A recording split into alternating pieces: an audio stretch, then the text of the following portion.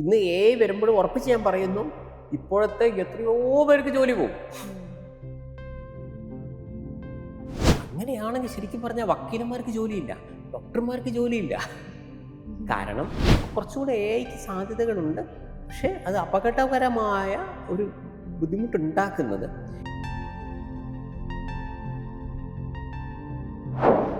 എന്നോട് ചോദിച്ചു, ഇൻ്റർവ്യൂ ഇന്നാണ് ചോദിച്ചു, ഇത് ഒരു റൈറ്റ് കൂടെ കിട്ടുകയല്ലേ, ഇത്രയും കാലം സാറ്റലൈറ്റ് വീഡിയോ റൈറ്റ് ഇതൊക്കെ അല്ലേ, സോഷ്യൽ മീഡിയ റൈറ്റ്, ഇപ്പോൾ അതാ OTT റൈറ്റ് നല്ലതല്ലേ ചോദിച്ചു.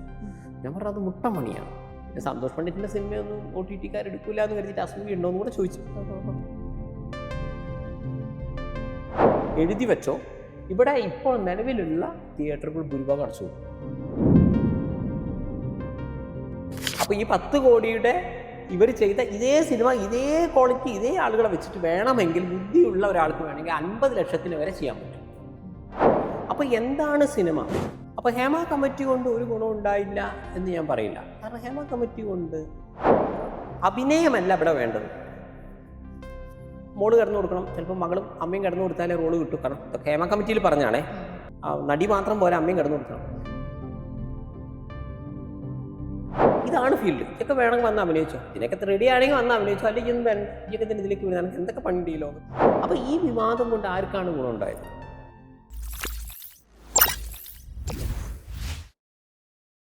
Welcome to mindscape. ഇന്ന് മൈൻഡ്സ്കേപ്പിൽ നമ്മളോടൊപ്പം ഉള്ളത് ആരാണെന്നല്ലേ? നമ്മൾ സാധാരണ ഒരു നടനെക്കുറിച്ചോ ഒരു നടിയെക്കുറിച്ചോ അറിയാവുന്ന വാർത്തകൾ, കാണുന്ന വാർത്തകൾ ഒന്നെങ്കിൽ അവരുടെ ഫസ്റ്റ് ലുക്ക് പോസ്റ്ററിനെ കുറിച്ചോ, അതുമല്ലെങ്കിൽ കോടികളുടെ അവരുടെ ഫ്ലാറ്റിനെ കുറിച്ചോ, അതുമല്ലെങ്കിൽ അവരുടെ കോടികൾ വിലമതിക്കുന്ന കാറിനെ കുറിച്ചോ, ഇത്തരത്തിലുള്ള വാർത്തകളൊക്കെയാണ് നമ്മൾ കൂടുതലും കാണാറുള്ളത് അല്ലേ? എന്നാൽ ഒരു വിഷയത്തിൽ തൻ്റെ സുദൃഢമായ നിലപാടിനെക്കുറിച്ച് പറയുന്ന വാർത്തകളും, അതുപോലെ തന്നെ പാവപ്പെട്ടവരെ സഹായിച്ചു എന്നുള്ള വാർത്തകളും, അതല്ലെങ്കിൽ ഏറ്റവും ചുരുങ്ങിയ ചെലവിൽ ഒരു സിനിമ ചെയ്തു, ഒരു വിവാദവും ഇല്ലാതെ ഒരു സിനിമ ചെയ്തു എന്നുള്ള വാർത്തയും, ഇത്തരത്തിലുള്ള കാര്യങ്ങൾ നമുക്ക് ഒരാളെക്കുറിച്ച് മാത്രമേ പറയാൻ സാധിക്കുകയുള്ളൂ. അത് മറ്റാരുമല്ല, ശ്രീ സന്തോഷ് പണ്ഡിറ്റ്. മൈൻഡ്സ്കേപ്പിലേക്ക് സ്വാഗതം സർ. നമസ്കാരം. എന്തൊക്കെയാണ് വിശേഷങ്ങൾ? ഇത് ഇപ്പൊ പുതിയ ചാനലിലൊന്നും അങ്ങനെ പ്രോഗ്രാം ഒന്നും കാണാറില്ല, ഇന്റർവ്യൂസിലൊന്നും അധികം കാണുന്നില്ല, എന്ത് പറ്റി? മാഡം, ഞാനിപ്പോൾ കഴിഞ്ഞ കുറച്ച് വർഷങ്ങളായിട്ട് ഒരു തീരുമാനം എടുത്തു, കഴിയുന്നതും ചാനൽ പ്രോഗ്രാമിൽ അധികം പോകണ്ട. കാരണം നമുക്കിപ്പോൾ നിങ്ങൾക്കറിയാൻ പറ്റും, ഇപ്പോൾ ഓരോ മനുഷ്യരും ഓരോ ചാനൽ കൊണ്ടു നടക്കുന്ന പോലെയാണ്. ഇപ്പം നിങ്ങൾക്ക് നിങ്ങളതായ കുറച്ച് ഫോളോവേഴ്സ് ഉണ്ടെങ്കിൽ, ഞാൻ പറയുന്നു, നിങ്ങളൊരു മൊബൈൽ വെച്ചിട്ട് എന്തെങ്കിലും ഒരു വിഷയത്തിൽ അഭിപ്രായം പറയുന്നതിൻ്റെ കാര്യമാണ് ഞാൻ പറയുന്നത്. നിങ്ങൾ പറയുന്നു ഒരു 10 ലക്ഷം വ്യൂവേഴ്സ് അതിനെ വന്നു, അല്ല 20 ലക്ഷം ആൾ വന്നു, 1 ലക്ഷം വ്യൂവേഴ്സ് കാണുമ്പോൾ ഒരു 5000 രൂപയാണ് യൂട്യൂബിൽ നിന്നും ഫേസ്ബുക്കൊക്കെ കിട്ടുമെന്ന് വിചാരിച്ചു. അത്രയും വ്യൂവേഴ്സ് വരികയാണെങ്കിൽ നിങ്ങൾക്ക് 1 ലക്ഷം രൂപ നിങ്ങൾക്ക് കിട്ടും, 20 ലക്ഷം ആൾ കണ്ടാൽ. ഈ 1 ലക്ഷം രൂപ കിട്ടണമെങ്കിൽ സാധാരണ ഇത് ഇനി ചാനലിൻ്റെ എന്തുകൊണ്ട് ചാനൽ പോകുന്നില്ല എന്ന് വിചാരിച്ചു കഴിഞ്ഞാൽ, ചാനലുകാർ വിളിക്കുന്നു, ഞാൻ ഈ കോഴിക്കോട് ഈ ഏരിയയിലുള്ള, ഞാൻ തിരുവനന്തപുരം വരെ പോകുന്നു, ഒരു ദിവസം ഉറക്കം പോയി. പിന്നെ ഇവർക്ക് എന്നും കിട്ടിയ കുറച്ച് മ്യൂക്രിക്കാരായിരിക്കും, എന്തുകൊണ്ടാണെന്ന് എനിക്കറിയില്ല. അപ്പം മ്യൂക്രിക്കാർ, താങ്കൾ എന്തിന്, ഇനിയിപ്പോൾ ഞാൻ കോട്ടിട്ടിട്ട് ചെന്നാൽ ചോദിക്കും, എന്തുകൊണ്ട് കോട്ടിട്ടോ? ഷർട്ട് ഇട്ടില്ല. ഇനി ഷർട്ട് ഇട്ട് ചെന്നാൽ ചോദിക്കും, നിങ്ങൾ എന്നും കോട്ടലിടുന്നത് എന്തുകൊണ്ട് ഷർട്ട് ഇട്ടു? വരെ സ്ഥിരം ചോദ്യമാണ്. ഞാനിനി ഷൂ ആട്ടെങ്കിൽ ചോദിക്കും, എന്തുകൊണ്ട് ഷൂ ഇട്ടു? ഇനി ചെരുപ്പാട്ടെങ്കിൽ ചോദിക്കും, എന്തുകൊണ്ട് ചെരുപ്പ് ഇട്ടു? ഇവരെ ഇങ്ങനത്തെ എന്തുകൊണ്ട് സിനിമയിൽ 8 നായികമാർ എന്തുകൊണ്ട് 5 ലക്ഷം പടം എടുക്കുന്നു, എന്തുകൊണ്ട് പുതുമുഖർക്ക് അവസരം കൊടുക്കുന്നു വെച്ചിട്ടില്ല, ഇവരെ കുറേ ചവറ് ചോദ്യങ്ങൾ. ഇവർക്ക് റേറ്റിംഗ് ആവാം, അല്ലെങ്കിൽ ഇവർക്ക് വേണ്ടത് തന്തയ്ക്ക് വിളിയോ തള്ളയ്ക്ക് വിളിയോ. മിമിക്രിക്കാരോട് പറയും, മിമിക്രിക്കാരെ തന്തയ്ക്ക് വിളിച്ചോ എന്ന് പറയും, മിമിക്രിക്കാരോട് പറയും മാക്സിമം പ്രകോപിപ്പിച്ചോ, അയാൾക്ക് അങ്ങനെയൊന്നും ചൂടാവില്ല കേട്ടോ. പറഞ്ഞ് ടോപ്പിലെത്തുമ്പോൾ ഞങ്ങൾ ആദ്യത്തെ ഇയാൾ ക്ഷമയോടെ പറഞ്ഞൊക്കെ കട്ട് ചെയ്തിട്ട് അവസാനം ഇയാൾ തന്തയ്ക്ക് വിളിക്കുന്നത് മാത്രം ഇടാം, അപ്പം ഞങ്ങൾക്ക് റേറ്റിംഗ്. അപ്പോൾ ഇത്രയും കഴിഞ്ഞ് നമ്മൾ മാനസികമായി ഒന്ന് വിഷമിച്ച്, അല്ലെ ആ ചാനൽ നശിക്കണമേ എന്ന്, പൈസ തരുന്ന ചാനലാണെങ്കിൽ കൂടി, കാരണം അത്രയും ആ 1 മണിക്കൂർ നമ്മൾ അനുഭവിച്ചൊരു സ്ട്രെസ് ആലോചിക്കുമ്പോൾ, അപ്പോൾ മനസ്സുകൊണ്ട് ആ ചാനലിനെയും വിളിച്ചവനെയും ശപിച്ചുകൊണ്ട് നമ്മൾ തിരിച്ച് വീട്ടിലെത്തുന്നു. അപ്പോൾ 2 ദിവസത്തെ ഉറക്കവും കളഞ്ഞ്, അപ്പം ആളുകൾ അവർ തിരിച്ചിപ്പോൾ അവർക്ക് പറയാം, നിങ്ങൾക്ക് 1 ലക്ഷം രൂപ ഞങ്ങൾ തന്നില്ലേ, ഞങ്ങൾക്ക് എന്ത് ചവറും ചോദിക്കാം, ഞങ്ങൾക്ക് റേറ്റിംഗ് ആണ് പ്രശ്നം.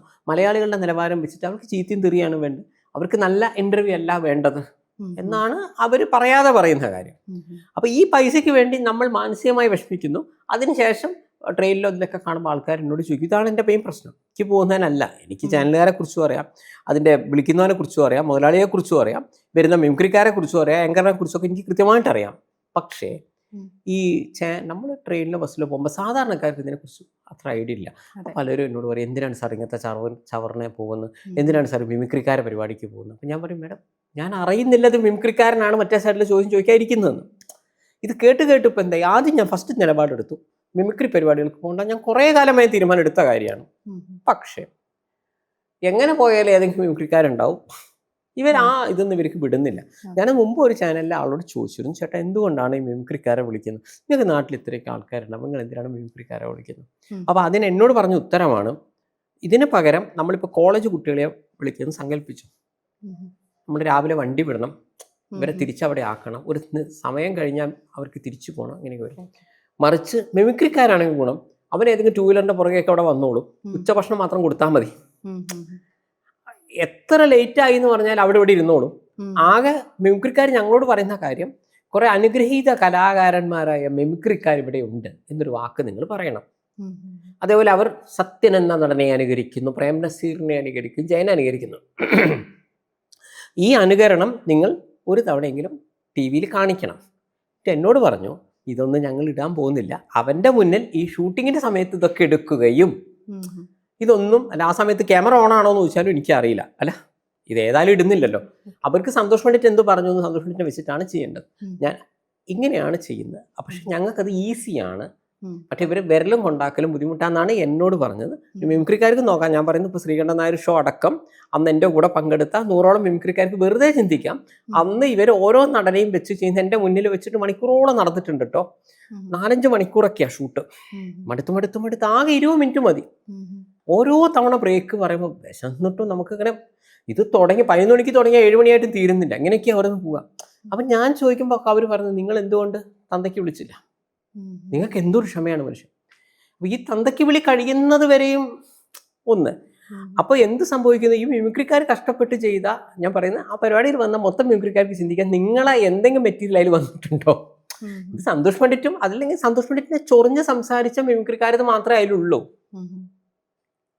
അപ്പൊ ഇത് പുറമേ ഉള്ള ആളുകൾ ചോദിക്കും, നിങ്ങൾ എന്തിനാ പൈസയ്ക്ക് വേണ്ടി പോകുന്നത്? അപ്പം ഞാൻ എടുത്തിട്ട് ഞാൻ പറയും, എല്ലാ പൈസയ്ക്ക് ഒരു വിലയുണ്ടല്ലോ, 1 ലക്ഷം രൂപയ്ക്ക് ഒരു വിലയില്ല, 50,000 വിലയില്ല ചോദിക്കും. അപ്പോൾ പൈസയ്ക്ക് വേണ്ടി എന്തിനാണ് പണ്ഡിറ്റ് ഇതിനെ പോകുന്നത് എന്ന് ചോദിച്ച് കേട്ട് മടുത്തിട്ടാണ് ഞാനിപ്പോൾ ഒരു തീരുമാനം എടുത്തിട്ട് പോകുന്നില്ല. കാരണം അതേ പൈസ എനിക്ക് ഇങ്ങനെയും കിട്ടും. ഇതേ കാര്യം മാത്രമല്ല, നമുക്കപ്പോൾ സത്യസന്ധമായി ഏതെങ്കിലും ഒരു വിഷയത്തെ കുറിച്ച് കൃത്യം പറയാം. ഇതിപ്പോ ഞാനിപ്പോൾ ഒരു പ്രോഗ്രാമിനെ പോയാൽ എന്നോട് ചോദിക്കാൻ സാധ്യതയില്ല, എനിക്ക് മുൻകൂട്ടി അറിയാം, അവർക്കും അറിയാം അടുത്ത സ്റ്റേജ് തന്തയ്ക്ക് വിളിയാണെന്നുള്ളത് മിമിക്രിക്കാരനും അറിയാം. ഇതുകൊണ്ട് മാക്സിമം ഇപ്പോൾ ഒരു പരിപാടിക്കും പോകാറില്ല. അതുപോലെ ഇപ്പോൾ AI കടന്നുവരവാണല്ലോ എല്ലായിടത്തും, സോഷ്യൽ മീഡിയയിലാണെങ്കിലും ഇപ്പോൾ കണ്ടന്റ് ക്രിയേഷൻ, അതിലൂടെ ഈ ഒരു ഇതിനെക്കുറിച്ച്, AI കടന്നുവരവിനെ കുറിച്ച് എന്താണ് പറയാനുള്ളത്? മേഡം, ഇതിപ്പോൾ ഓരോ സ്റ്റേജാണ്. ഇപ്പോൾ സിനിമയൊന്നും ഇല്ലാത്തൊരു കാലത്ത് സിനിമ എന്ന് പറഞ്ഞൊരു സാധനം വന്നപ്പോൾ ജനങ്ങൾക്ക് എൻ്റർടൈൻമെൻറ്റ് എന്ന് പറഞ്ഞാൽ സിനിമ മാത്രമായിരുന്നു.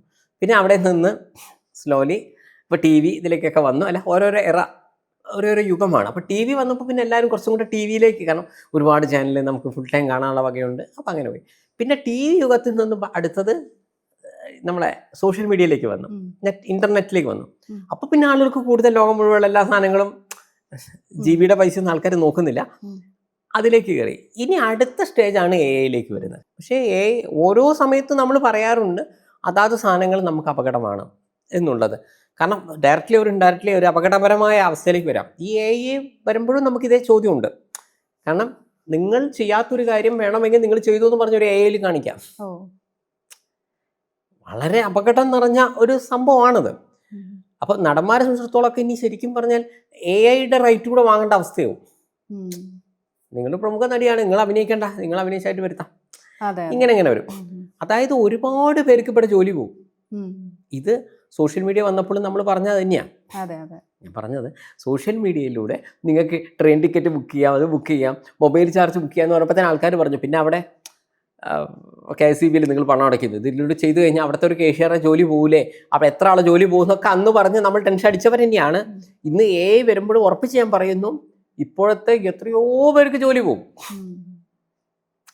എനിക്ക് തോന്നുന്നു ഇപ്പം തന്നെ അമേരിക്കയിലൊക്കെ പല സ്ഥലങ്ങളിലും വന്നു കഴിഞ്ഞു. അങ്ങനെയാണെങ്കിൽ ശരിക്കും പറഞ്ഞാൽ വക്കീലന്മാർക്ക് ജോലിയില്ല, ഡോക്ടർമാർക്ക് ജോലിയില്ല. കാരണം ഈ AI സംവിധാനത്തിലൂടെ നിങ്ങൾക്ക് ഒരു അസുഖമുണ്ട്, നിങ്ങൾ ഈ AI ഒരു ആപ്പ് മതി, ചേട്ടാ വയറുവേദന, അപ്പം അത് ചോദിക്കും ഇതുണ്ടോ അതുണ്ടോ ശരിക്കും ചിലപ്പോൾ വേണമെങ്കിൽ ശരി കറക്റ്റ് ഡോക്ടർ തന്നെ വന്ന് ചോദിക്കും. അതെ. ഡോക്ടർ ക്രിയേറ്റഡ് ആണ്. അപ്പോൾ ഡോക്ടർക്ക് നിങ്ങൾ ഇത് കൊടുക്കുന്നതിനനുസരിച്ച് ഡോക്ടർ കഴിക്കാമെന്നൊക്കെ ചോദിച്ചിട്ട് ഒരു കാര്യം ഇന്ന മരുന്ന് കഴിച്ചോ, അല്ലെങ്കിൽ മരുന്ന് എഴുതിയില്ലെങ്കിലും അയാൾ അത്രയും പറഞ്ഞു കഴിഞ്ഞാൽ നിങ്ങൾ ഡോക്ടറെ അടുത്ത് വരെ ചെല്ലുന്ന ഒഴിഞ്ഞില്ലേ സമയലാഭം. അപ്പോൾ ഇനി നിങ്ങളൊരു കേസുമായിട്ട് ചെല്ലുന്നു, എക്സ് എന്ന് പറഞ്ഞ വ്യക്തി വൈനെ തല്ലി എന്നൊരു കേസാണെങ്കിൽ വേണമെങ്കിൽ AI സംവിധാനത്തിലൂടെ എത്തി തീർക്കാം. ഞാൻ പറഞ്ഞത് എന്താണ് നിങ്ങളെ പരാതി? ഈ പരാതി AI പഠിക്കുന്നു. ഈ 2 വക്കീലന്മാരുടെ റോളൊക്കെ വേണമെങ്കിൽ AI തന്നെ ചെയ്യും. മനസ്സിലായില്ലേ? അപ്പം നിങ്ങൾക്ക് വീട്ടിൽ തന്നെ ഇരുന്നിട്ട് എന്നിട്ട് അവസാനം പറയും ഇവൻ ചെയ്ത് തന്നെയാണ് തെറ്റ്, അവൻ 5000 രൂപ 5 വർഷത്തെ തടവെന്ന് പറഞ്ഞു കഴിഞ്ഞാൽ ജഡ്ജിയും വേണ്ട, ഇതൊന്നും വേണ്ട. കാരണം AI സിസ്റ്റത്തിൽ ഇതുണ്ട്. ഇത്രയും കാലം നിങ്ങൾ അതിനെ ലോഡ് ചെയ്ത് കൊടുത്തു കഴിഞ്ഞാൽ അതിനറിയാം ഇങ്ങനെ ഒരാൾ ഒരുത്തനെ തല്ലുമ്പോൾ അവനെ കൊടുക്കേണ്ടത് എന്താണ്, അവനോട് ചോദിക്കേണ്ടത് എന്താണെന്നൊക്കെ അത് ചോദിക്കും. ഒരു വക്കീൽ ചോദിക്കുന്നേക്കാൾ ഭംഗിയായിട്ട് AI ചോദിക്കും. കാരണം അതിന് റെക്കോർഡാണ്. അങ്ങനെ വരുമ്പോൾ ഇവിടെ വക്കീലന്മാർക്കൊക്കെ ജോലി നഷ്ടപ്പെടും. എല്ലാവരും എന്നല്ല, കുറേ പേർക്ക് ഇപ്പോൾ ഇത് സീരിയസ് ആയി വന്നു കഴിഞ്ഞാൽ കുറേ പേർക്ക് വരാനുണ്ട്. പിന്നെ അതേപോലെ ഇനിയിപ്പോൾ ഉള്ള കാലത്ത് നമ്മളൊരു വിഷ്വൽ എവിഡൻസ് കണ്ടാൽ പോലും നമുക്ക് ഒന്നുകൂടെ ചിന്തിക്കേണ്ട അവസ്ഥയും ക്രിയേറ്റ് ചെയ്യപ്പെടാം. അവിടെ ഒരുപാട് ഡേഞ്ചറുണ്ട്, പക്ഷെ ഒരുപാട് ഗുണങ്ങളുണ്ട് കേട്ടോ. ശരിക്കും പറഞ്ഞാൽ ആളുകൾ ഇനി പുറത്തിറങ്ങേണ്ട ആവശ്യം വരില്ല. കുറേ കാര്യങ്ങൾക്ക് അതിൻ്റെ ഒരു ആവശ്യമേ വരുന്നില്ല. അല്ല ഇപ്പോഴും നിങ്ങൾ ആലോചിച്ച് നോക്കും, നിങ്ങൾക്കിപ്പോൾ വീട്ടിലേക്ക് വേണ്ട സാധനങ്ങൾ പണ്ടൊക്കെയാണെങ്കിൽ നമ്മൾ പോയി മേടിക്കുന്നു, പിന്നെ അവർ ഹോം ഡെലിവറി ഇങ്ങനെ നമ്മൾ തന്നെ പറഞ്ഞു കഴിഞ്ഞാൽ അതിനി ഒന്നും കൂടെ ഇതിൽ വരികയാണെങ്കിൽ നിങ്ങളൊരു സാധനം വാങ്ങിക്കാനായിട്ട് പുറത്തിറങ്ങണ്ട. സാരി എന്ന് പറഞ്ഞു കഴിഞ്ഞാൽ അവർ ലോകം മുഴുവനുള്ള എല്ലാ ഷോപ്പിലെയും സാരി കാണിച്ചു തരുന്നു. അപ്പം നിങ്ങൾക്കത് അതിപ്പോൾ ഓൾറെഡി ഇപ്പോൾ വന്നു കഴിഞ്ഞു. ആലോചിച്ച് നോക്കും, മുമ്പ് നിങ്ങൾ മൊബൈൽ റീചാർജ് ചെയ്യുമ്പോൾ 250 രൂപയ്ക്ക് റീചാർജ് ചെയ്യുമ്പോൾ റീചാർജ് ചെയ്യുന്നതുകൊണ്ട് 25 രൂപ പോട്ടെ 10 രൂപയും കിട്ടും. ഇന്നിപ്പോൾ അംബാനി ബ്രോ വേണമെങ്കിൽ അവിടെ ഇരുന്ന് നിങ്ങൾ ഇന്ത്യ മുഴുവനുള്ള ആളുകൾ റീചാർജ് ചെയ്യണമെങ്കിൽ അദ്ദേഹത്തിന് ഒരു സൈറ്റ് വെച്ചാൽ പോരെ, നിങ്ങൾ ഗൂഗിൾ പേയിൽ പൈസ അടയ്ക്കുന്നു. അപ്പോൾ ഒരാൾക്ക് പോലും ഇവിടെ പൈസ കൊടുക്കണ്ട. നിങ്ങൾ സ്വന്തമായിട്ട് 2 വീലറോ കാറോ ഉണ്ടാക്കുന്ന വ്യക്തിയാണെങ്കിൽ നിങ്ങളെ വണ്ടി ആളുകൾ ഓൺലൈനിൽ ബുക്ക് ചെയ്യുന്നു, നിങ്ങൾ അയാളെ വീട്ടിൽ എത്തിച്ചു കൊടുക്കുന്നു. അപ്പം ഇവിടെ ഈ ഒരു ഷോറൂമിലെ മാനേജറോ അപ്പം ഇതിൻ്റെ ഒന്നും ആവശ്യം ഓൾറെഡി അങ്ങനെ തന്നെയാണ് പോകുന്നത്. അതിൻ്റെ ഒരു സ്റ്റേജ് കൂടി അങ്ങോട്ട്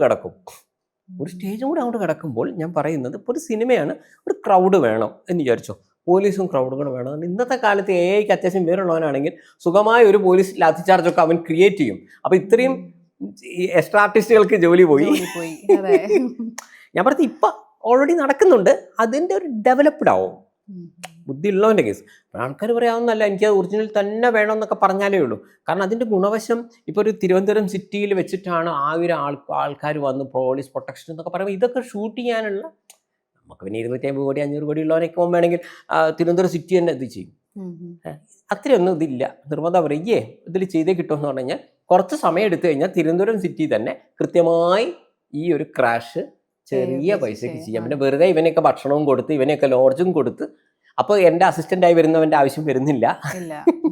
അപ്പോൾ കുറച്ചുകൂടെ AIക്ക് സാധ്യതകളുണ്ട്. പക്ഷേ അത് അപകടകരമായ ഒരു ബുദ്ധിമുട്ടുണ്ടാക്കുന്നത് AIയിൽ വീഡിയോ ക്രിയേറ്റ് ചെയ്യുക എന്നുള്ളിടത്താണ് അപകടമായി മാറുന്നത്. ഈ OTTയിൽ ഇതിനെപ്പറ്റി ഒരു മുന്നൊരിത് പറഞ്ഞിട്ടുണ്ടായിരുന്നല്ലോ, മലയാള സിനിമ OTT ഭരിക്കുന്ന ഒരു കാലം വരും എന്നുള്ള ഒരു പ്രസ്താവന പറഞ്ഞിട്ടുണ്ടായിരുന്നില്ലേ കുറച്ച് മുമ്പ് മാഡം? അതായത് OTT വന്ന ദിവസം ഞാൻ കൊടുത്തൊരു ഇൻ്റർവ്യൂ ആണ്.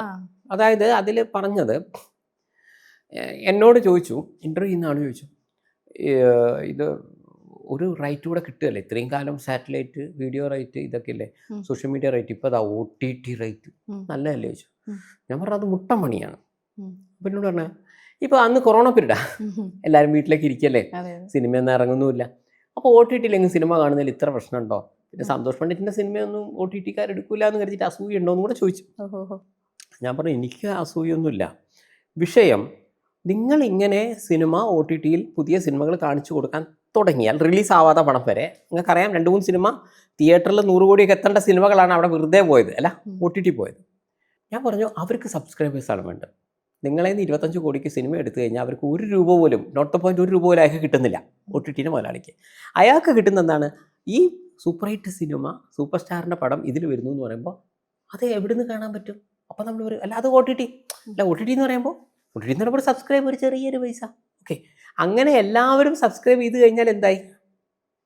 അതാണ് ഞാൻ അന്ന് പറഞ്ഞത്. കൊറോണ ഇന്ന് വരും നാളെ പോവും, ആ സമയത്ത് കൊടുത്ത ഉത്തരാ. പക്ഷേ ജനങ്ങളുടെ സിനിമ സംസ്കാരം സ്പ്ലിറ്റാവും. പിന്നെ കുറച്ച് കഴിഞ്ഞാൽ ഇവിടുത്തെ ജനങ്ങൾ പറയും OTT-യിൽ കാണേണ്ട സിനിമയേ ഉള്ളൂ. അത് തിയേറ്ററിൽ കാണേണ്ട ആവശ്യമില്ല, അത് OTT-യിലൊക്കെ കണ്ടാൽ മതി. സംസ്കാരം മാറും. OTT-യിൽ കാണേണ്ട സിനിമ തിയേറ്ററിൽ കാണേണ്ട എക്സ്പീരിയൻസ് സിനിമ എന്നാണ്ട് മാറും. ദാറ്റ് ഈസ് മറ്റൊരു ഭാഷയിൽ പറഞ്ഞാൽ ഇവിടുത്തെ ലോ ബഡ്ജറ്റ് സിനിമകളും ഫീൽ ഗുഡ് സിനിമകളൊക്കെ അതൊക്കെ OTT കണ്ടാൽ പോരെന്ന് ചോദിക്കാൻ തുടങ്ങും. പിന്നെ നിങ്ങൾ ബ്രഹ്മാണ്ഡ സിനിമകൾ മാത്രമേ ഇവിടെ വരൂ. ഇങ്ങനെ വരുമ്പോൾ തിയേറ്റർ അടച്ചുപൂട്ടി പോകും. ഇത് പണിയാണ്. അവിടുന്ന് ഇങ്ങോട്ട് പറഞ്ഞ് നിങ്ങൾക്ക് അസൂയാണ്, അതുകൊണ്ടാണ് നിങ്ങൾ പറയുന്നത് ആരെങ്കിലും എന്തെങ്കിലും കണ്ട് രസിച്ചോട്ടെ എന്നല്ലേ ചിന്തിക്കേണ്ടതെന്ന് അവിടുന്ന് ഇങ്ങോട്ടും പറഞ്ഞു. ഇപ്പം നോക്കി നോക്ക്, ഞാൻ ഉറപ്പിച്ച് പറഞ്ഞു കുറച്ച് വർഷം കഴിഞ്ഞാൽ OTT-ക്കാർ നിങ്ങളുടെ സിനിമ വാങ്ങില്ല, എഴുതി വെച്ചോ.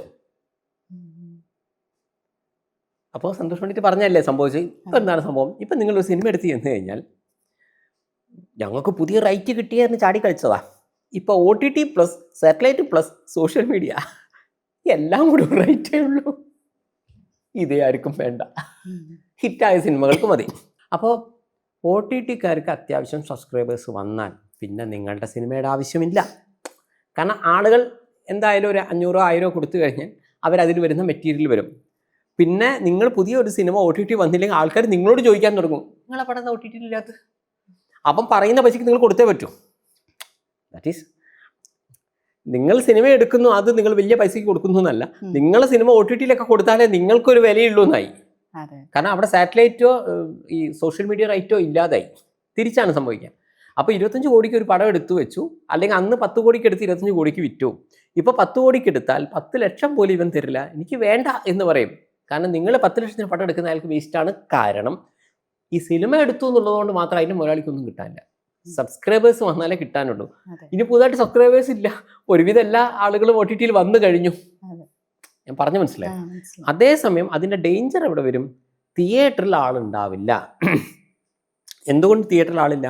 ഭാര്യയും ഭർത്താവും 2 മക്കളും കൂടെ ഒരു ടിപ്പിക്കലി ഒരു ഫാമിലി ഒരു സിനിമ കാണാൻ പോവുകയാണെങ്കിൽ അവിടെ ഇപ്പോൾ ഒരു 200-250 ഇതാണെങ്കിൽ 1000 കൊടുക്കുന്നതിനല്ല ഇവിടുത്തെ വിഷയം.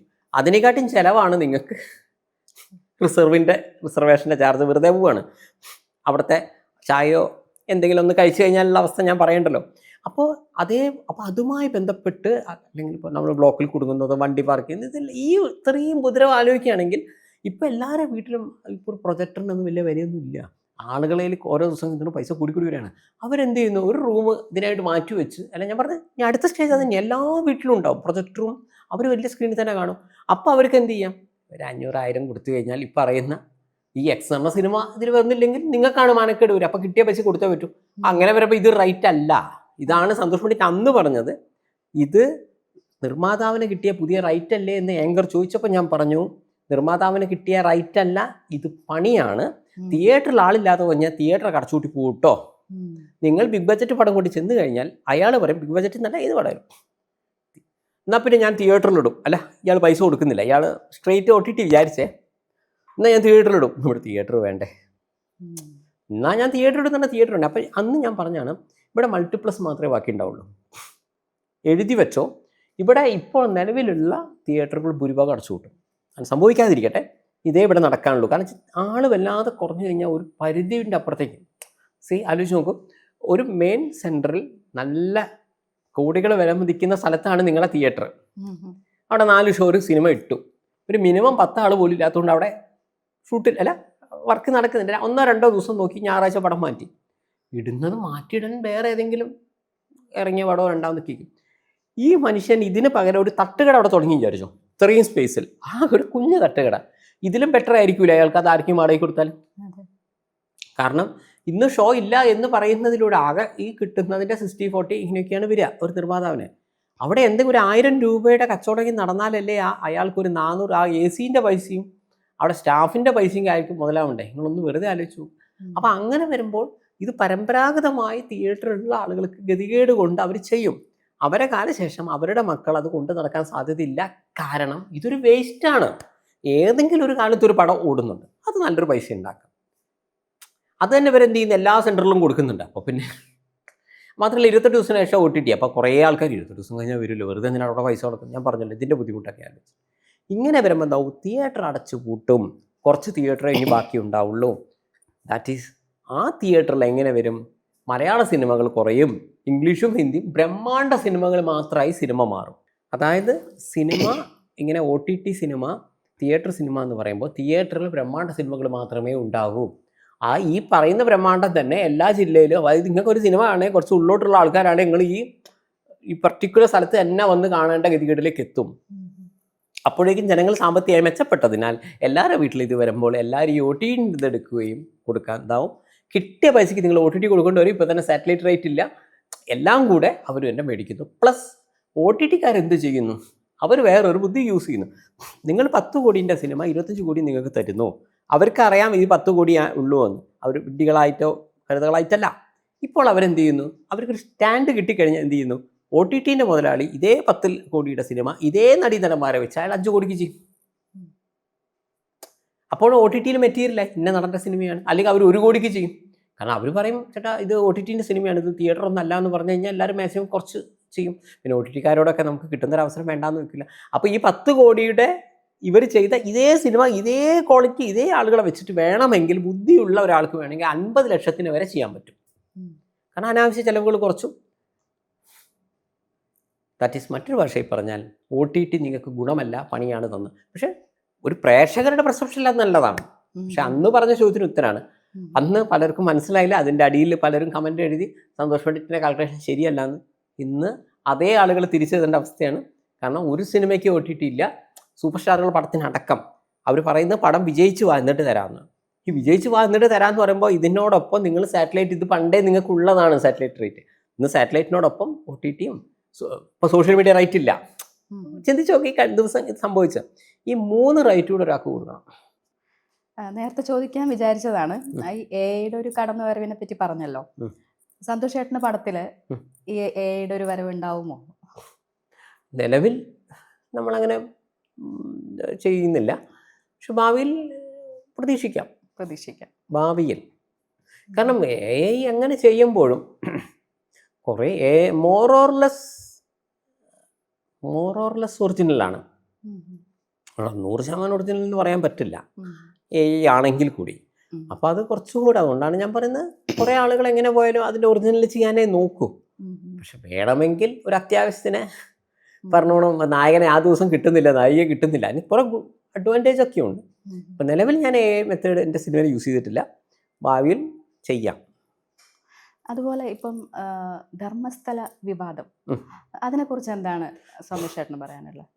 ഇപ്പോൾ ധർമ്മസ്ഥല വിവാദം തുടങ്ങുന്നത് നമ്മൾ മനസ്സിലാക്കിയത് ഇങ്ങനെയാണ്. അവിടുത്തെ ധർമ്മസ്ഥല കർണാടകയിലെ ഒരു ഫേമസ് ക്ഷേത്രമാണ്. ക്ഷേത്രത്തിൻ്റെ പരിസര ഭാഗത്ത് കുറച്ച് പുറത്തുള്ള പറമ്പിലാണ് ഈ പറയുന്ന കഥയൊക്കെ. അപ്പോൾ അവിടെ ഒരു ശുചീകരണ തൊഴിലാളി എന്ന് പറയുന്ന അയാൾ അവിടെ അങ്ങനെ എംപ്ലോയി ആണോ എന്ന് പോലും ആർക്കും അറിയില്ല കേട്ടോ. അയാൾ പറയുന്നു അയാൾ ശുചീകരണ തൊഴിലാളിയാണ്, 4000 ആളുകളെ കൊന്നിട്ടുണ്ട്, കുഴിച്ചു മൂടിയിട്ടുണ്ടെന്നൊക്കെയാണ് പറയുന്നത്. ഇയാൾക്ക് നേരിട്ട് അറിയാമെന്നൊക്കെ പറയും. അപ്പോൾ സ്വാഭാവികമായും ഒരാളൊരു വെളിപ്പെടുത്തൽ നടത്തുമ്പോൾ നമുക്കെന്ത് വേണം? നമ്മൾ പറയുന്നത് ശരിയാവാൻ തെറ്റാവാം, നമ്മൾ നോക്കണമല്ലോ, അല്ലാതെ നമുക്ക് പെട്ടിരുന്ന് പറയാൻ പറ്റില്ല. അപ്പോൾ എന്ത് ചെയ്യുന്നു, ആ വലിയൊരു ഏക്കർ കണക്കിനുള്ളൊരു മേഖലയാണ്, വനമേഖല പ്ലസ് ഒരാളുടെ സ്ഥലം കൂടിയുണ്ട്. അപ്പോൾ ശരിക്കും സർക്കാർ എന്ത് ചെയ്യുന്നു, സീരിയസ് ആയിട്ട് എടുക്കുന്നു. എന്നിട്ട് 180 അടി, ഇനി വെള്ളം കാണും അല്ല, ഇതിൻ്റെ അപ്പുറത്തേക്ക് കുഴിച്ചൊക്കെ ഇല്ല. അപ്പോൾ ഇതുവരെ അവിടെ കിട്ടിയിരിക്കുന്നത് 170 അസ്ഥികളാണ്. ആ 170 അസ്ഥിയും ഒരാളെത്താന്ന് പറയുന്നു. അല്ല, പല ആളുകളല്ല, ഒരു തലയോട്ടി ഇതാണ്. ഇത് ആ ഏരിയയിൽ തന്നെയുള്ള ഒരാൾ സാധാരണ ഇതിൽ മരിച്ചപ്പോൾ വെച്ചാന്ന് അവിടുത്തെ നാട്ടുകാർ ഇപ്പോൾ പറയുന്നുണ്ട്. അല്ല, എനിവേ നമുക്ക് പറയാൻ പറ്റില്ല. ഇനി ആരെങ്കിലും എവിടെന്നെങ്കിലുമൊക്കെ കൊന്നിട്ട് ഇവിടെ കുഴിച്ചിട്ടുണ്ടോ എന്ന് നമുക്ക് പറയാൻ പറ്റില്ല. വനമേഖലയാണല്ലോ, നമുക്ക് അത്ര 100% ഉറപ്പിച്ച് പറയാൻ പറ്റില്ല. ഇയാൾ പറഞ്ഞ എല്ലാ സ്പോട്ടും 15 സ്പോട്ടും അന്ന് മുതലേ പോലീസ് അവിടെ തിരിച്ച്, അല്ല ഇപ്പം അതിൻ്റെ ഇടയിൽ ഇനി ആരും മാന്തി പോകേണ്ട വെച്ചിട്ട് ശരിക്കും CCTV ഒക്കെ വെച്ചിട്ട് അന്ന് മുതൽ ഇയാൾ പറഞ്ഞ അന്ന് മുതൽ അവിടെ ചെയ്തിട്ടുണ്ട്. പിന്നെ അത് അത്രയും കുഴിച്ച് നോക്കിയപ്പോൾ അവിടെ ഒന്നും കിട്ടിയിട്ടില്ല. അപ്പോൾ ഇവിടെ എന്താ സംഭവിച്ചത് വെച്ചാൽ കേരളത്തിൽ മാത്രം, കർണാടകയിൽ പോലും ഇതൊരു ഭീകരമായ വാർത്തയല്ല, അല്ലെങ്കിൽ ഇന്ത്യയിലെ എവിടെയും വാർത്തയല്ല, മറിച്ച് കേരളത്തിൽ ഇതൊരു വലിയ വാർത്തയായിരുന്നു. ധർമ്മസ്ഥല ക്ഷേത്രത്തിൻ്റെ മുന്നിൽ 4000 സ്ത്രീകളെ കൊന്നു കുഴിച്ചു മൂടി, അതിന് മലയാളി പെൺകുട്ടികളുണ്ട്, അത് ഇതെന്നൊക്കെ പറഞ്ഞ് ഭയങ്കര ന്യൂസ് കൊടുക്കാൻ തുടങ്ങി. ഇപ്പോഴത്തെ മാധ്യമങ്ങളൊക്കെ ഇതൊരു ഭീകരമായ വാർത്തയും. അതിൻ്റെ ഇടയിൽ ഈ അടുത്ത കാലത്ത് നന്മപരമായ ചില മനുഷ്യന്മാർ അവരെ യൂട്യൂബിൻ്റെ കുറച്ച് റേറ്റിംഗ് കിട്ടിക്കോട്ടെ വെച്ചിട്ട് അവർ ഓടി കർണാടകയിലെത്തി. നമ്മളെ ചാനലുകാരൻ ഇപ്പം കിട്ടും ഒരു കുറുക്കനെ ഒരു എല്ലും കഷ്ണം കിട്ടിയ സന്തോഷമായിരുന്നു കേരളത്തിലെ ചില മാധ്യമങ്ങൾക്ക്, ചില റിപ്പോർട്ടർമാർക്ക്. ഇന്ന് എന്തെങ്കിലുമൊക്കെ നടക്കും, ഇന്ന് അവിടെ കുഴിക്കുന്നുണ്ട്, ഇവിടെ കുഴിക്കുന്നുണ്ട്, ലൈവ് കാണിക്കാൻ തുടങ്ങി. ഇതെല്ലാം നടന്നു. ഞാൻ പറയുന്നത് ഇത്രയും കഴിഞ്ഞിട്ടും ഇപ്പം അവസാനം 180 അടി എന്ന് പറയുമ്പോൾ ഒന്ന് ആലോചിച്ച് നോക്കും. ഇനി അടുത്ത് വെള്ളം അവിടെ കിട്ടാനുള്ളത്. അവസാനം സർക്കാർ തീരുമാനിച്ചു. ഇപ്പോൾ ആകെ കിട്ടിയ ഇനിയിപ്പോൾ ഈ കിട്ടിയ ഇത് ഒന്നുകൂടെ ഫോറൻസിക് ഇത് നോക്കണം. കാരണം അവർ സ്വാഭാവികമായി കുഴിച്ചിട്ട ഒരാളതാണെന്നാണ് പറയുന്നത്. അത് എനിക്കറിയില്ല കേട്ടോ. ഇനിയിപ്പോൾ അതല്ല ഇതുണ്ടെങ്കിൽ തന്നെ തീർച്ചയായിട്ടും അതിൻ്റെ അടുത്ത സ്റ്റേജിലേക്ക് പോകുന്നു. മിസ്സിങ് കേസ് വരണമല്ലോ. ഒന്നാമത് ഈ 4000 പേരുടെ മിസ്സിങ് കേസ് അവിടെ വന്നിട്ടില്ല. 2-3 ആ ഏരിയയിൽ കുറച്ച് പേര്. അങ്ങനെയാണ് ഇപ്പോൾ കോഴിക്കോട് ജില്ലയിൽ നിന്ന് എത്ര പേര് മിസ്സിങ് ഉണ്ട്, അങ്ങനെ എടുക്കാമല്ലോ. അപ്പോൾ അത് ഞാൻ പറഞ്ഞെല്ലാം നോർമലായിട്ടുള്ള കാര്യങ്ങൾ ഈ കഥയിൽ വരുന്നുള്ളൂ. പക്ഷേ എന്നിട്ട് ഗവൺമെൻറ് പറഞ്ഞു ഇനി അയാളെ ഒന്നും കൂടി ഞങ്ങൾക്ക് ചോദ്യം ചെയ്യണം. അപ്പം എന്താണ് അനന്യ ഭട്ട് അങ്ങനെ ഏതൊരു പെൺകുട്ടി മരിച്ചു എന്ന് അതിൻ്റെ അമ്മ പറയുന്നുണ്ട്. പക്ഷേ ഈ ഒരു പെൺകുട്ടി ഉള്ളതാണോ എന്ന് പോലും പെൺകുട്ടി ഏത് സ്കൂളിലാണ് പഠിച്ചത് അമ്മയ്ക്ക് അറിയില്ല. MBBS ഡോക്ടറാണെന്നാണ് പറയുന്നത്. ഇവരവിടെ പോയി അന്വേഷിച്ചു, ഇങ്ങനെ ഒരു കുട്ടി അവിടെ പഠിച്ചിട്ടില്ല. ഒരു സ്ത്രീ പറയുന്നത് എൻ്റെ മകളെ എവിടെ കുഴിച്ചിട്ടിട്ടുണ്ട്. അപ്പോൾ ഈ മകൾക്ക് ആധാർ കാർഡോ പാൻ കാർഡോ എന്തെങ്കിലും ഉണ്ടോ? ഒന്നും അമ്മൻ്റെ ഇല്ല. MBBS പഠിച്ചു എന്നാണ് അമ്മ പറയുന്നത്. അവർ പറഞ്ഞ സ്ഥലത്ത് ചോദിച്ചപ്പോൾ അവർ പറഞ്ഞു ഇങ്ങനെ കുട്ടിയില്ല. ഇവർ പഠിച്ചു എന്ന് പറയപ്പെടുന്ന ബാക്കിയുള്ളതിന് ഒന്നിനും ഒരു തെളിവില്ല. ഓപ്ഷൻ അവസാനം സർക്കാർ ഇപ്പോൾ തീരുമാനിച്ചു തൽക്കാലം ഞങ്ങൾ നിർത്തി. അല്ല ഇതിലും കൂടെ ഇനിയിപ്പോൾ നോക്കാമല്ലോ, അവനൊന്നുകൂടെ ചോദ്യം ചെയ്യണം. ഇത് നമ്മളെ കേരളത്തിലെ മാധ്യമങ്ങൾ ഇട്ടതാണ്. സമ്മർദ്ദത്തിന് വഴങ്ങി സർക്കാർ പരിപാടി അവസാനിപ്പിച്ചു. ഞാൻ ചോദിക്കുന്നു, ഈ സമ്മർദ്ദം എന്ന് പറയുമ്പോൾ തുടക്കം മുതലേ എന്തോ ഒരു BJPക്കെതിരായിട്ടുള്ളൊരു സാധനം എന്ന രീതിയിലൊക്കെയാണ് ഇവർ വെച്ച്. അതായത് എന്തുകൊണ്ട് BJPക്കെതിരായിട്ടുള്ള സാധനം എന്ന് പറഞ്ഞാൽ കേരളത്തിലെ മാധ്യമങ്ങൾ പറയുന്നത് ക്ഷേത്രത്തിൽ പോകുന്ന ഒരു സംഘി, ക്ഷേത്രത്തെക്കുറിച്ച് പറയുന്നവൻ സംഘി, അപ്പോൾ ഇത് ക്ഷേത്രവുമായി ബന്ധപ്പെട്ടാണ്. അപ്പോൾ ഇത് BJPക്കാരുടെ പ്രശ്നം. അല്ലാതെ എന്തുകൊണ്ട് ഇത് BJP ആയെന്ന് വെച്ച് കഴിഞ്ഞാൽ ഇതിൻ്റെ പിന്നിൽ പറഞ്ഞതോ അയാൾ പറഞ്ഞ ആൾക്കാരൊന്നും BJPക്കാരൊന്നും അല്ല, അങ്ങനെ ഉണ്ടായതാണ്. അപ്പോൾ രാഷ്ട്രീയ സമ്മർദ്ദത്തിന് വഴങ്ങി എന്ന് പറയുമ്പോൾ കർണാടക ഇപ്പോൾ ഭരിക്കുന്നത് കോൺഗ്രസ്സാണ് അല്ല. അപ്പോൾ ഇവരുദ്ദേശിക്കുന്നത് BJPക്കാർ ഭയങ്കര സമ്മർദ്ദം കൊടുത്തു, അത് കേട്ട് കോൺഗ്രസ്സുകാർ, ഇത് കോൺഗ്രസ്സോ BJPയുടെയോ വിഷയമല്ല, ഇത് വിഷയം അങ്ങനെ ഒരു സംഭവം നടന്നിട്ടുണ്ടെങ്കിൽ തീർച്ചയായിട്ടും അന്വേഷിക്കണം. ഇതിൽ കൂടുതൽ സർക്കാരിന് ചെയ്യാനില്ല. അപ്പോൾ അതുപോലെ നമ്മുടെ മാധ്യമങ്ങൾ റിപ്പോർട്ട് ചെയ്തിരിക്കുന്നത് സമ്മർദ്ദത്തിന് വഴങ്ങി എന്നാണ്. ഇതിന് അയാൾക്ക് എവിടുന്ന ഇങ്ങനെ ഒരു വാർത്ത കിട്ടുന്നത് സമ്മർദ്ദത്തിന് വഴങ്ങിയിട്ടാണ് ഇത് ചെയ്തു എന്നുള്ളത്. അവിടുത്തെ മുഖ്യമന്ത്രി പോലും പറഞ്ഞു ഇതിൻ്റെ പിന്നിൽ ഗൂഢാലോചനയുണ്ട്.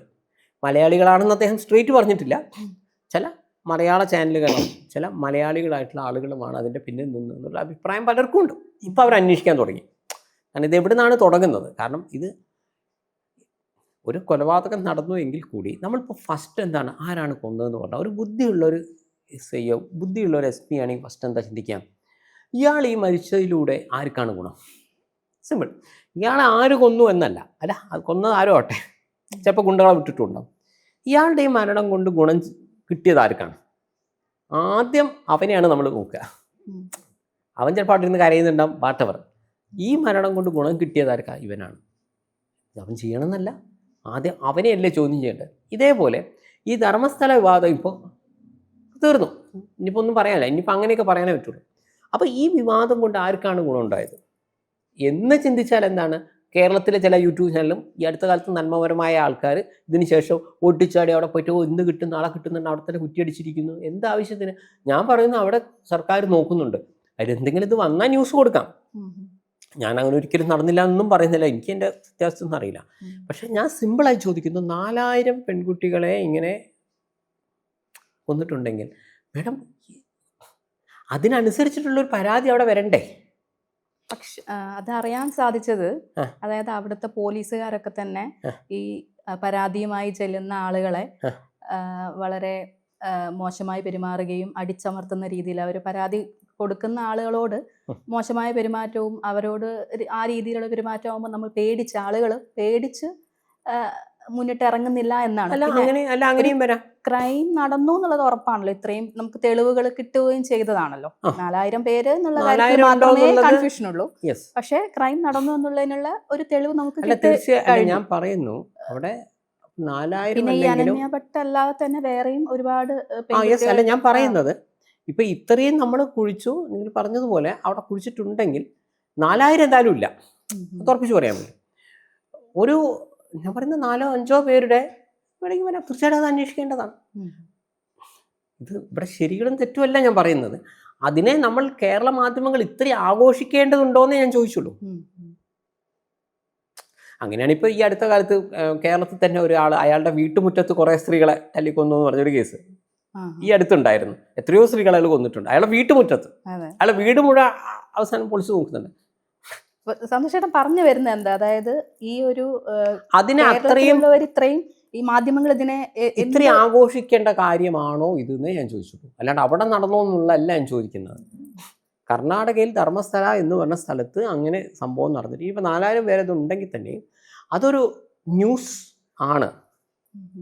പക്ഷെ അത് ഇത്രയും ആഘോഷമാക്കേണ്ട 24 മണിക്കൂർ ലൈവ് കാണിച്ച് രാത്രി ദിവസം ചർച്ച ചെയ്യേണ്ട ഒരു വിഷയമാണോ ധർമ്മസ്ഥലയിൽ എന്ത് ഈ കഴിഞ്ഞ ദിവസം? പക്ഷെ ഞാനൊന്ന് ചോദിച്ചോട്ടെ, ശരിക്കും ഇത്രയും പേരുണ്ടെങ്കിൽ 4000 പേര് മരിച്ചു എന്ന് പറയുന്നു, അത്രയും പേര് മരിച്ചിട്ടുണ്ട് എന്ന് പറയുകയാണെങ്കിൽ അത് ശരിക്കും വിഷയമാക്കണ്ടേ? കാരണം അല്ല, ഉണ്ടെങ്കിൽ വിഷയമാക്കണം. അതായത് അല്ല അതിന് മേഡം ഈ മുഖമില്ലാത്ത ഒരാൾ പറയുന്നതിന്റെ അടിസ്ഥാനത്തിൽ എങ്ങനെ പറയാൻ പറ്റുന്നേ ഞാൻ ചോദിച്ചുള്ളൂ. പക്ഷെ അയാൾ പറഞ്ഞതിന് തെളിവ് കിട്ടിയല്ലോ.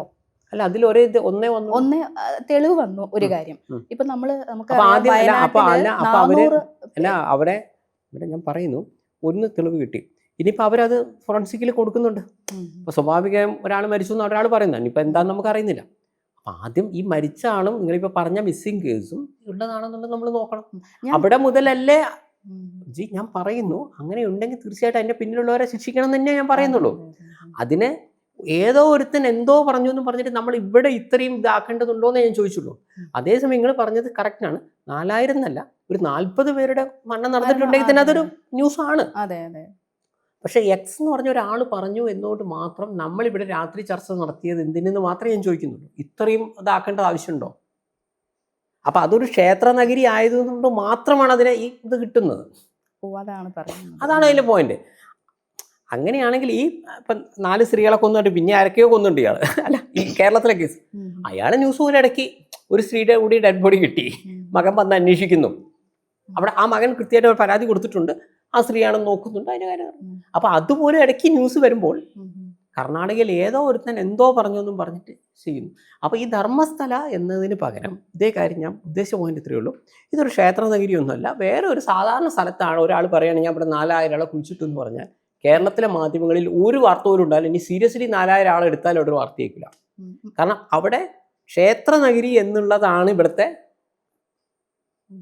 മലയാള ചാനൽ ക്ഷേത്രം ഒരു ജൈനമത ക്ഷേത്രം അങ്ങനെ എന്തോ ആണ്. സാധാരണ ഹൈന്ദവർ പോകുന്ന ക്ഷേത്രമാണ് അവിടെ. ഞാൻ അവിടെ പോയതാണ്. ഞാൻ അവിടെ പോയതുകൊണ്ട് പറയല്ല. നിങ്ങൾ അവിടെ പോയിട്ടുണ്ടോ? ഇല്ല, പോയിട്ടില്ല.